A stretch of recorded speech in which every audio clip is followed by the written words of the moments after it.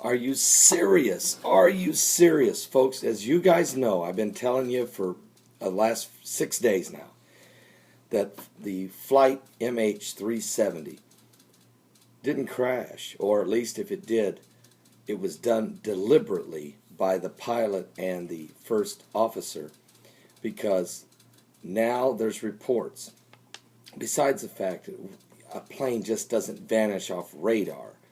Where are the indicators? Where's the black box indicators? Where's the sensors and the GPS systems and tracking mechanisms to find a plane if it even goes out of control? If the terrorists blew up the plane, where's the debris? It would be all over. We'd know right where it would be. Folks, and what about the fact that the plane did turn? Those are all confirmed. The plane did turn. The plane's responders were turned off. And now we're getting reports today that the two different tracking systems, one was turned off, and then 14 minutes later the other one was turned off, and removing it from all radar capabilities. Then the plane apparently flew to where there was no radar systems in a very remote area.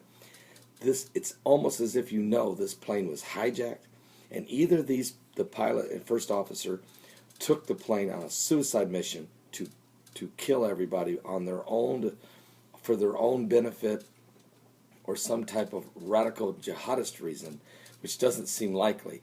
Or this plane was hijacked. This plane is hidden in a underground hangar somewhere, and there is theories that the plane will then resurface later, months from now, maybe a year from now, to be used as a terrorist weapon.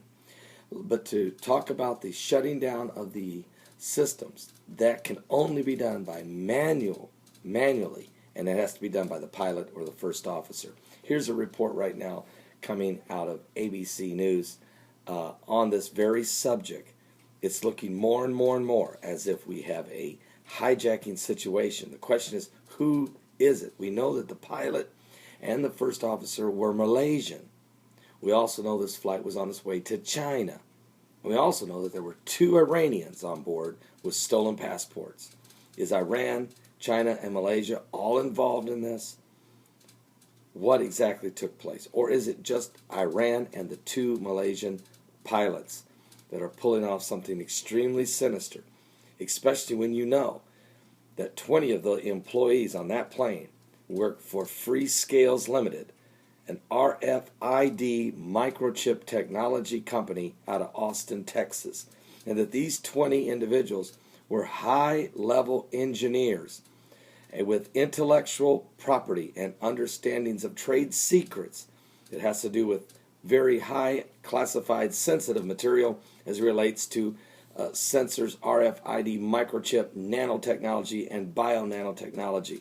This could be trade secrets that the Iranians may have wanted to get their hands on to help them prepare for something very ugly. Imagine Iran putting a couple nuclear warheads on a jetliner that they stole, and then flying that jetliner into some target, some specific location, to detonate a nuke. I'm going right now. Here is a report. That's just something I'm throwing out there. Just imagine that. This isn't a far-fetched possibility now. You say, Begley, you're way out there. Okay, then tell me where the plane is. Tell me where the plane is. Of the passenger plane that vanished into thin air. U.S. investigators tell ABC News they are considering the possibility, based on new clues, that what went on inside the cockpit of this plane may not have been an accident. All of this as a U.S. ship races to a new location in the Indian Ocean. And ABC's David Curley brings us the breaking details right now. David. Good evening, Diane. Tonight, 2 sources tell ABC News that 2 communication systems on this 777 were shut down separately, suggesting there was not a catastrophic failure. These communication systems shut down separately, as I said, less than an hour into flight. Our source called it systematic. This as the search is expanding. Deliberately. American ships are on the move tonight, looking for that 777 jetliner even farther away from its original flight path.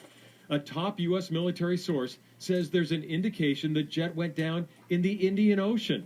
So the search grid is getting bigger and could get much bigger. Here's why. Two senior U.S. officials tell ABC News the plane may have flown up to 4 hours beyond its last sighting on radar. They know this because the jet was apparently pinging a satellite every hour. It's part of a monitoring system airlines can pay for to keep track of their jets in the air. Malaysia Airlines was not paying, but our sources say even if the airline isn't buying the data, the jet still sends a signal to the satellite. Based on some new information that's not necessarily conclusive, but new information, an additional search area may be opened in the Indian Ocean. Flying 4 hours at 600 miles an hour means Malaysian Flight 370 could have traveled 2,400 miles. But it's unclear which way. Those satellite pings don't give direction and would not be able to transmit from the bottom of the ocean. I don't think that the aircraft is underwater, that you'll get a valid signal coming up from at the bottom of the sea. This latest information comes from U.S. sources days after conflicting stories and details. Remember those satellite photos from China which showed floating debris? The Malaysians looked today, found nothing, and say they were told by the Chinese that these images were released by mistake. With our sources telling us these communication systems were shut down intentionally, Diane, it suggests either a hijacking or pilot suicide.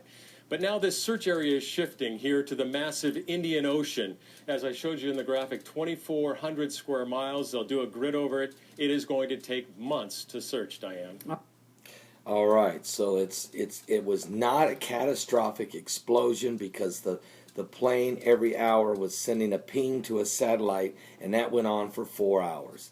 So we know the plane did not explode over this spot when it went off the grid, when it went off the radar screen. That means it intentionally shut down off the radar. But then another 14 minutes goes by before the plane shuts down another system of indicating where it's at. Now the plane is off the grid, but what the pilots don't know, maybe even what an Asian airline doesn't know, is that the plane is still sending a ping to a satellite, letting the world know now the plane was still in flight for at least 4 more hours. And if that's the case, at 600 miles an hour, it could go up to 2,400 miles in some direction. Doesn't mean it had to have, but it could have. Also, we know the plane couldn't have been underwater during those first 4 hours because it was releasing the ping. We also know this, that a day later, after the disappearance, that 7 of the passengers' cell phones rang when they were called by loved ones. If the plane was underwater and the phones were disconnected, it would not have happened. There's also the mystery of the 20 employees from Freescales Limited out of Austin, Texas, and their intellectual property, their classified information, things that these individuals know and maybe had on their laptops or even in the cargo of where they were going, that may have been highly sensitive material, or at least they could be interrogated. The plane could have landed, hidden in an underground bunker hangar, and those 20 employees of Freescales Limited interrogated. But we do have one clue. Why did the Chinese release a video or a satellite image of a plane underwater and send everybody on a wild goose chase? Was it a diversion tactic by the Chinese? If it was, it makes them suspect in this situation. We know 2 Iranians had 2 stolen passports got on. That doesn't mean the nation of Iran's involved, but it does mean that Muslims are involved. And we know that the pilots of the Malaysian airplane were Muslim. But it still doesn't mean that this was a Muslim terrorist act. It still could be a governmental attack. And you have to keep looking at 3 nations right now: Malaysia, Iran, and China. All of the 3, or one of the 3, certainly could have been involved. This plane is looking more like it was hijacked than anything else. I'll continue to monitor the story, and I've been saying it for at least 5 days now, that this plane may have crashed. We still may find the wreckage later. But right now, it's more likely that it is a hijacking, and either these pilots hijacked it for a personal suicide mission. If so, where's the debris? Or this is something even more sinister, something more evil, and this plane may reemerge later on a different suicide mission, a terrorist attack full of nukes. Don't count that out. We are living in the last days, and there is spiritual wickedness in high places going on. I can guarantee you that. I'm Pastor Paul Begley. We'll continue.